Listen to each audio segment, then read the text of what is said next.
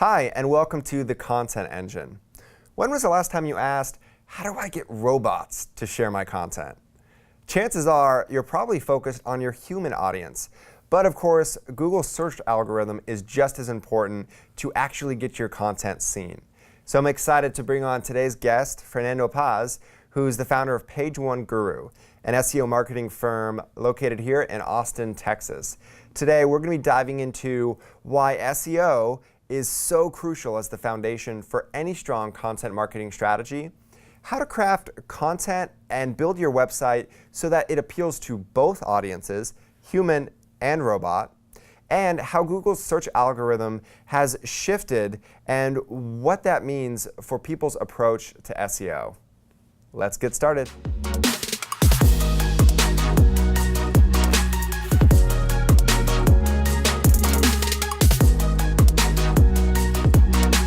Hey, and welcome to another episode of the Content Engine. Our guest today is Fernando Paz.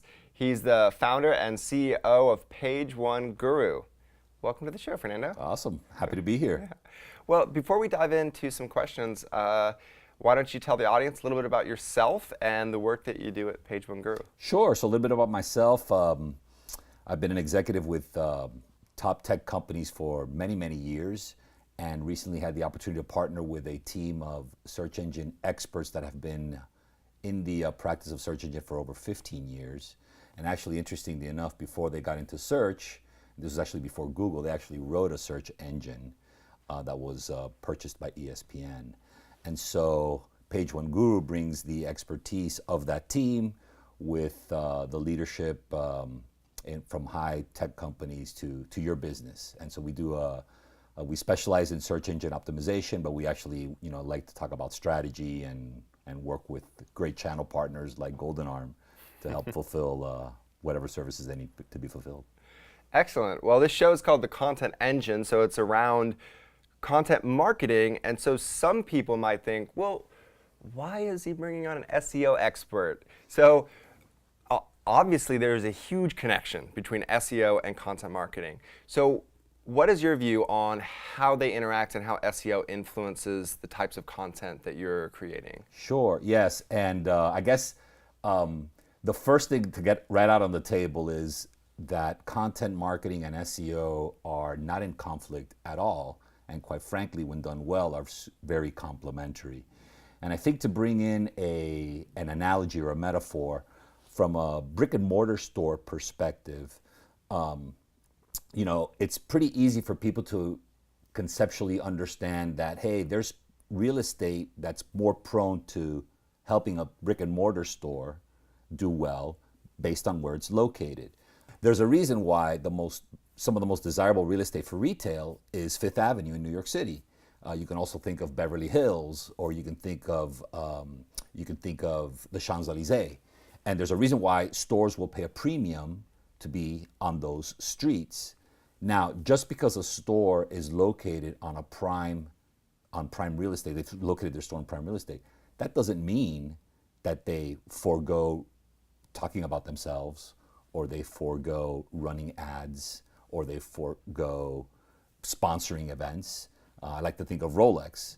Rolex sponsors plenty of events, does plenty of ads, and they also try to acquire primary real estate for their brick and mortar stores.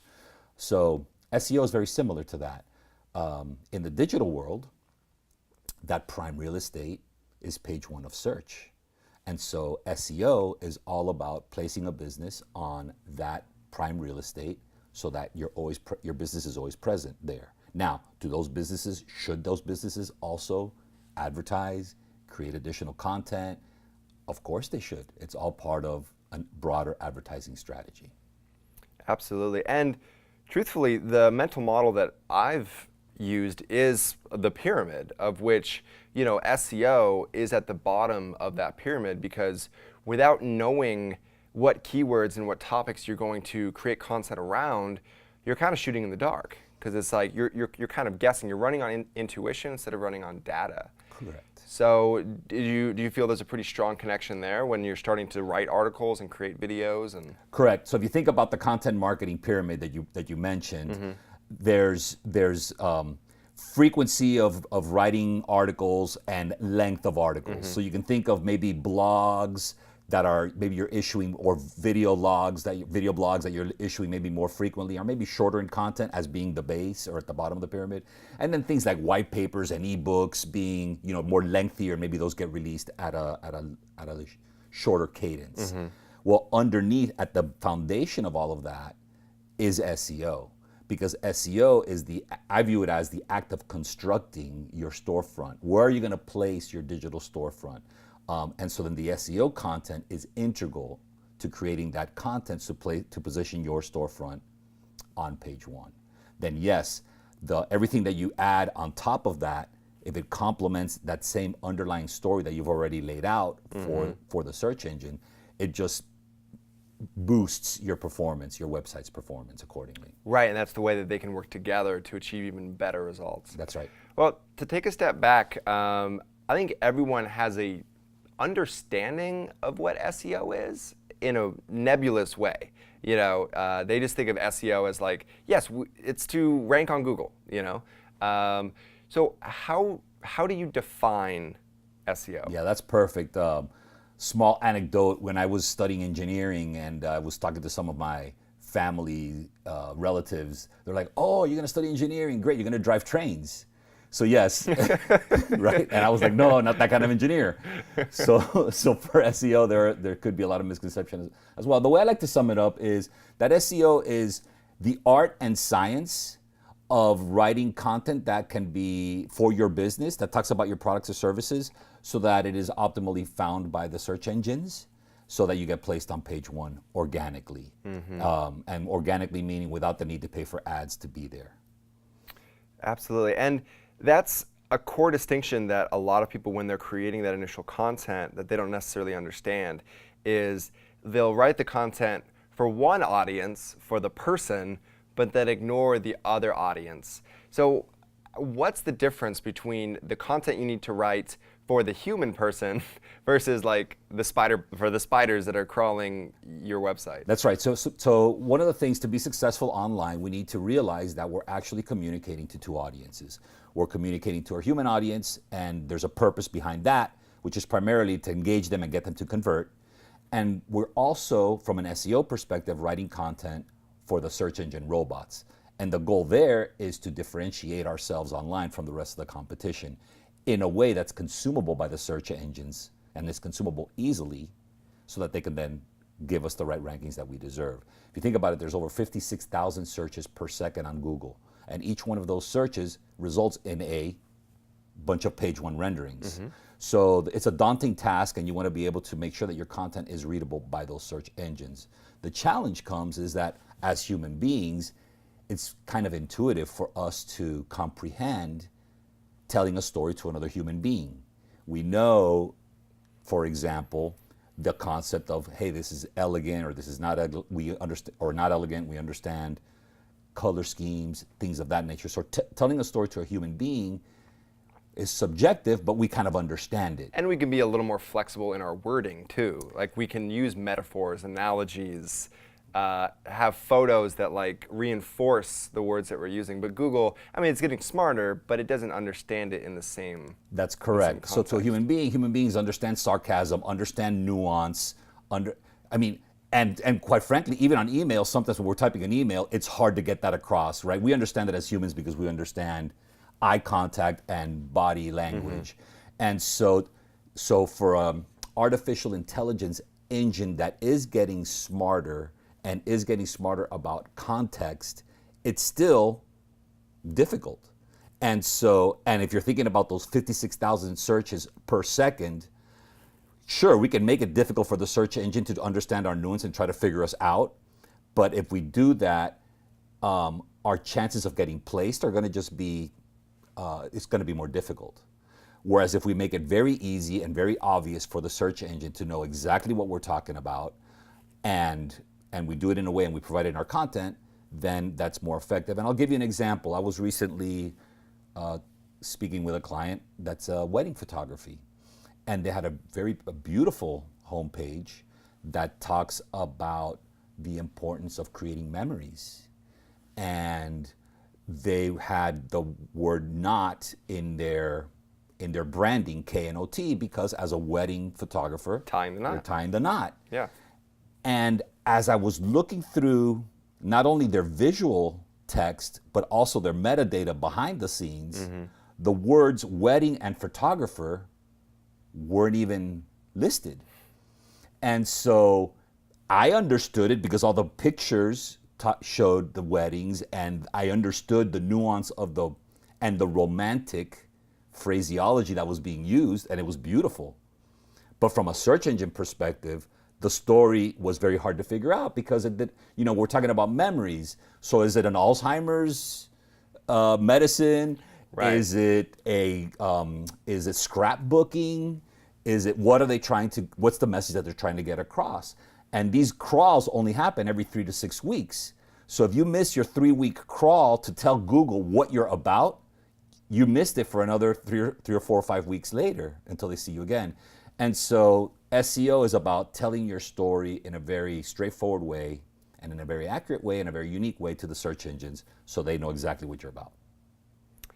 That's great. Yeah, it's true. And of course, there's always that balance there where you want to have the SEO-centric words, but then also have some of that nuance. And do you have any? It's hard. I know it's on a per client basis, but do you have any tips on that, on how you can use the keywords everyone's searching for, but then also differentiate yourself so you don't just fall into that commodity box or kind of fall into the same niche that everyone else is kind of hunting for those keywords? Absolutely. And for sure, the cliche, content is king, we're on the content engine, is absolutely 100% true. From an SEO perspective, the thing to be on the lookout for is you can't be all things to all people on one page and then get recognized. So think, for example, of a billboard. So picture yourself driving in your favorite sports car, going 80 miles an hour down the highway, and you run across a billboard. And that billboard has all the information for your particular business. All the services you offer, all of your pricing, why you're better than your competition, all the areas that you serve, what sets you apart, everything, the jokes, the pictures, everything. And you have it all on one billboard. And you drive by at 80 miles an hour. The chances of that person, of you and that driver, grasping everything that's on that billboard is very difficult. Right. However, if you consider, hey, let's take that information and spread it across 40 billboards, 50 billboards, 70 billboards, and they're spread out a mile apart down the highway. Now I'm driving down the highway. The first one's talking about one particular service in one particular service area. The next one is talking about another service, maybe in another service area, and you spread it across. Next has a testimonial quote. Or Exactly. So by spreading that across, now you have enabled the search engines to understand exactly what you are in a way that they can consume it easily. I love it. I like that analogy. Yeah, so it's taking the information and breaking it into those little niche pages that all have those specific. And if we can circle back to the pyramid again, for people that are relying on and using Google AdWords PPC campaigns, for example, as a way of advertising and promoting their business and driving business to their website, every best practice that Google is preaching around how to properly use that platform is the same strategy. Is, hey, if you have an ad that's talking about dog grooming, right? Don't send it to a landing page that's talking about how you walk your dog, how you offer dog walking services. If you have a dog grooming ad, it should talk about dog grooming, and it should go to a landing page that also talks about dog grooming. Or just, it shouldn't go to your homepage either. It needs to go to that specific. That's correct. Right. And so when we talk about SEO laying down the foundation for all of the all the marketing that you add on top of it, not only does it benefit the content marketing, but it also benefits if you're running an AdWords campaign as well. Because now the landing page is itemized and talks about a specific service, and now you can have blogs that talk about that. You can have videos that talk about that, and you can have ads that also reference that. So anybody who is considering content marketing should have a conversation with an SEO expert to say, hey, how would you break this out from an SEO perspective, and have that conversation in a strategic fashion to see if it aligns with some of the other things that you're doing. And if it doesn't, I would encourage seeking that alignment either by adjusting the SEO or by adjusting the content that's being created. Does that make sense? It does. It does. And then looking at the more long tail keywords, so one area are the service specific keywords. Someone needs this thing. I think a lot of the queries on Google are not necessarily commerce queries, but they're asking questions. And so how can people start to understand those longer tail keywords, which is, I think, where more of the content marketing comes in, which is becoming that educational resource. That's correct. Because someone might not be in the buying phase yet, but they're like, how much does this service generally cost? How do I find the best this? How do I, fix my fence? And then all of a sudden they're like, and then you get a video and it's like, oh, that's too hard. I'm just going to call this person to fix my fence for me. So how can a company go about finding those longer tail keywords that are going to answer those specific questions that their prospects might have? Yeah, no, so that question is spot on and so insightful.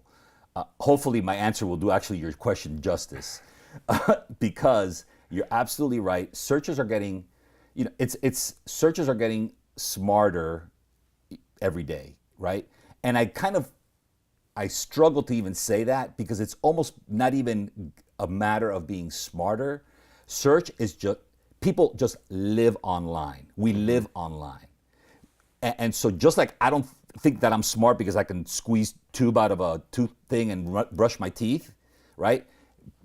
It's just becoming intuitively obvious. People are just going to search. And there's so much more content out there to be searched. Correct. Too. Yeah. And so before you buy anything, before you do anything, people are going online and researching. So there's the idea, oh, there's something that I'm thinking about. Okay, let me go do some research. I do the research, then there's the decision making, and then I pull the trigger, right? Mm-hmm. So there's the whole process, and it's all taking place online. So because of that, yeah, most of Google's searches are between 4, 7, 8, 9 words long. The majority are longer and longer, as we see I talked about those 55,000 searches per second. The majority of those are longer. So the long tail keyword is absolutely something that a person who wishes to be discovered online needs to be very cognizant of, because from an SEO perspective, not only does it allow you to leverage that in how you build your SEO content, so now you can differentiate yourself that way, and it's also less competitive, ironically enough. So it's where everybody's running, and it's also less competitive in order to, because it's harder to write content, that's because you have to write more specific content. Right. Because the content has to be specific around what that long tail search term is all about. So it's ironic, and this is what we do to leverage that. The irony is that's where the industry is going, that's where the market is going, yet from a competitive perspective, it's least competitive because it's just hard to do. So find an SEO expert that leverages long tail keyword search phrases, incorporate those into your campaign, and you're going to benefit from it. Obviously, the place that every company wants to start is the on-site SEO, making sure their pages, their posts are optimized, they have their sitemap in place. Moving beyond that, though, Google's really valuing off-site SEO much more, about your reputation and your existence across the web. What are some top strategies that you recommend going about to increase your SEO for off of your website? Perfect. So there's a couple of things that come right to mind. The first thing is, if you look at the top 2 search engines in the world today, the first one is Google, followed closely by YouTube. And like you mentioned earlier, the reason why people are searching on the different platforms will vary. And YouTube is a lot around, there's a lot of entertainment and entertainment consumption happening. And there's also a lot of how-to videos that are being searched up. You mentioned the fence example earlier in the interview. And so, but the reality is there's a lot of eyeballs on YouTube and there's a lot of eyeballs on Google search.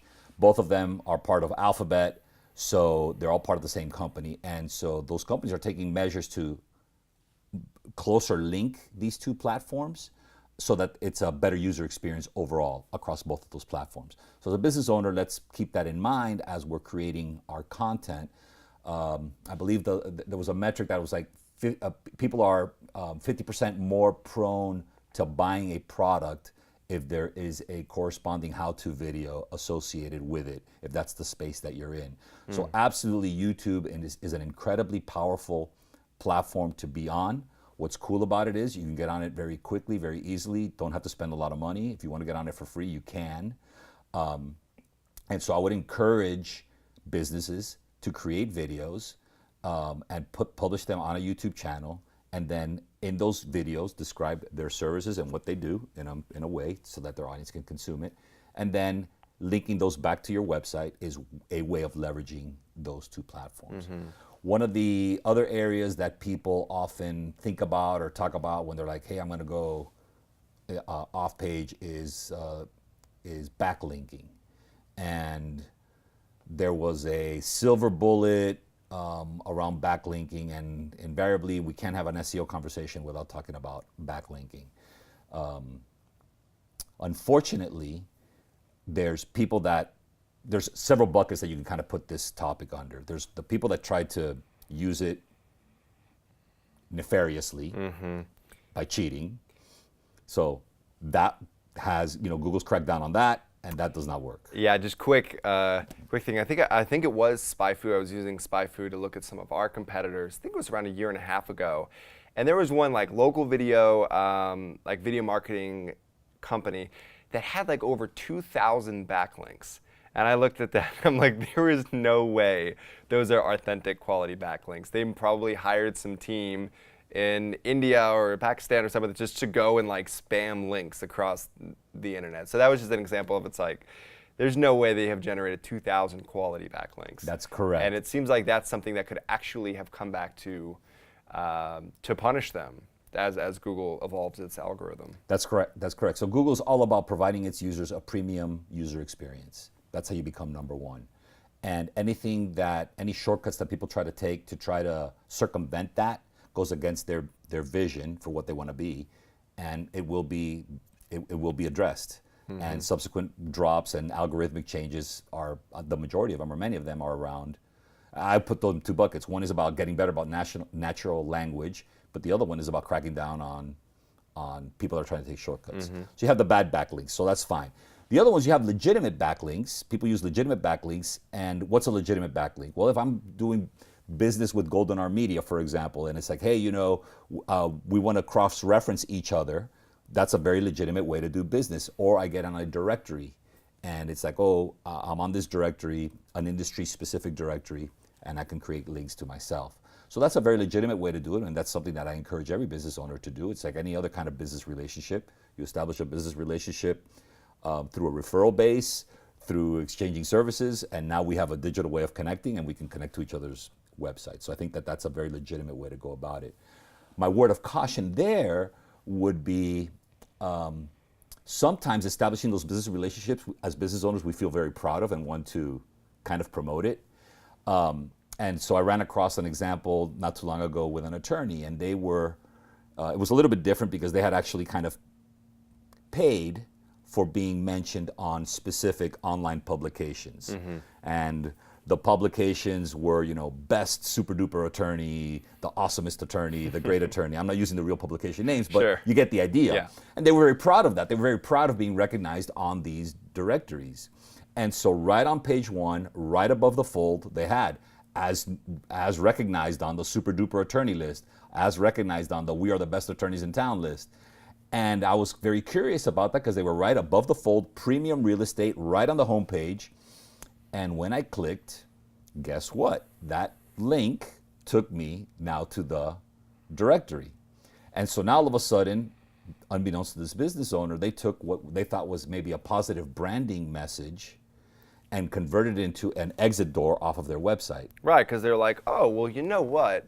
Since I'm searching for an attorney, let's start at this other search engine or library to maybe find a competitor. Correct, and then the first thing that landed when you land on the directory, the first thing I see is need an attorney, question mark? Yeah. And now I'm searching Well, in their because index. that's how they're getting, and I'm sure that's part of the deal. You pay and you have to have an active backlink in order for you to be featured. I mean, That's right. yeah, so their interests aren't necessarily aligned with yours. So if you're going to go that route, and there's nothing wrong, it's very legitimate. Hey, you're going to pay, you get the backlink off that legitimate directory.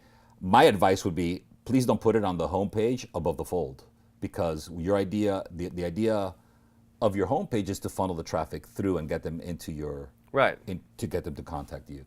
Yeah, and you could even feature the image somewhere prominent, but feature the link somewhere separate. So you still get the promotion, but you can't click on that. Correct. Yeah. Correct. Well, as Google evolves, when we talked about this more, or we talked about this earlier in the episode, which was kind of Google is getting smarter, and the transition from just straight keywords to more context, and Google having a better understanding of the topic that you're discussing. So I know that it used to be in the early days of SEO, in order to get ranked, you just pump an article or a page full of this keyword, like blah, blah, blah, video marketing, this, production, editing, whatever it is, and you just do it, and with no regards to how it actually flowed to the human audience.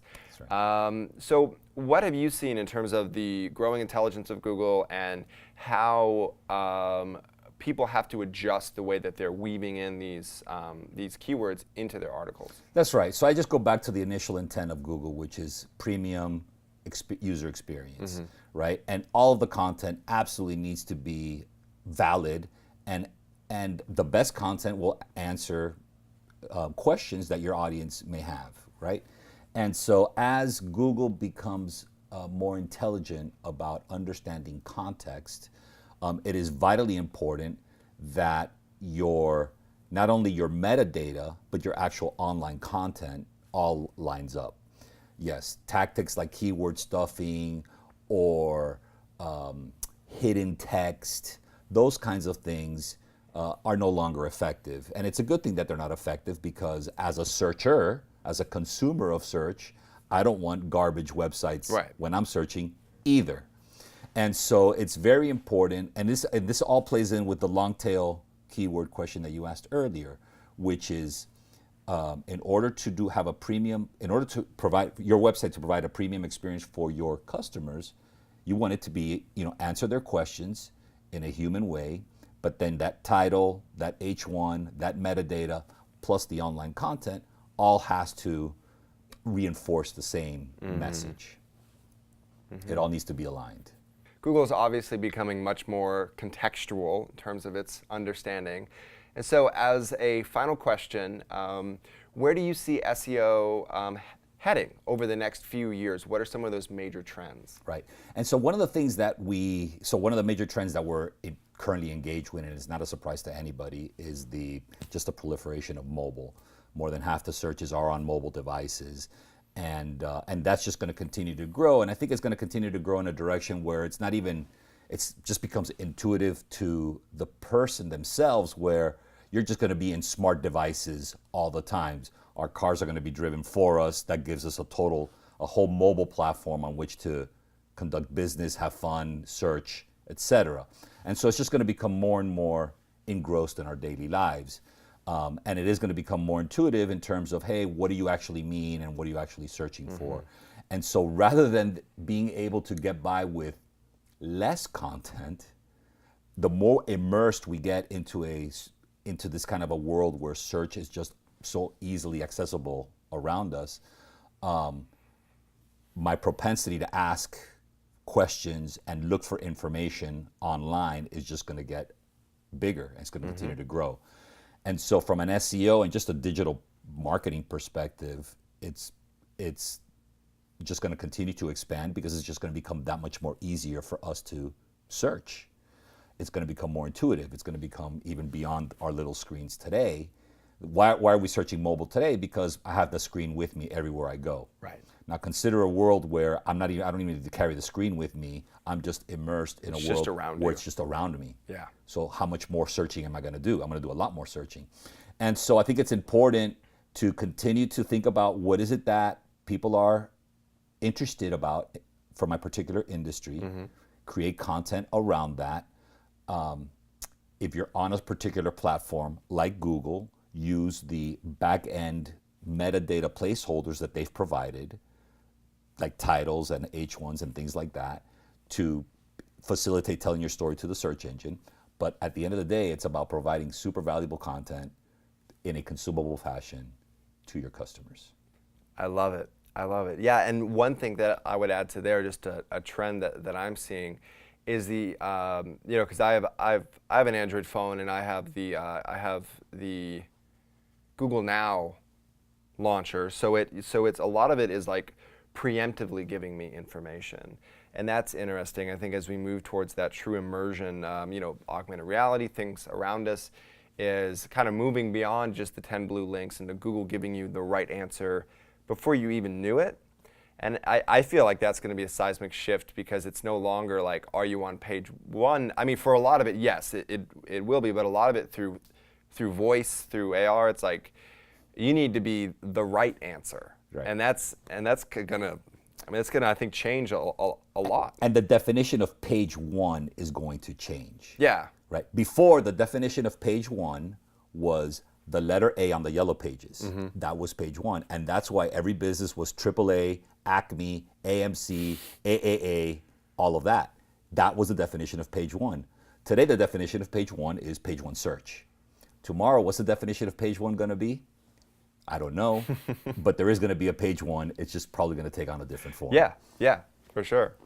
Well, thank you so much for being on the show. Where can people learn more about you and Page One Guru online? Sure. So my website is pageoneguru.com, all spelled out. pageoneguru.com. Awesome. And thank you so much for watching another episode of The Content Engine. Remember, this is a weekly show, so I encourage you to please subscribe on YouTube or your favorite podcast app. And until next time, remember, put your message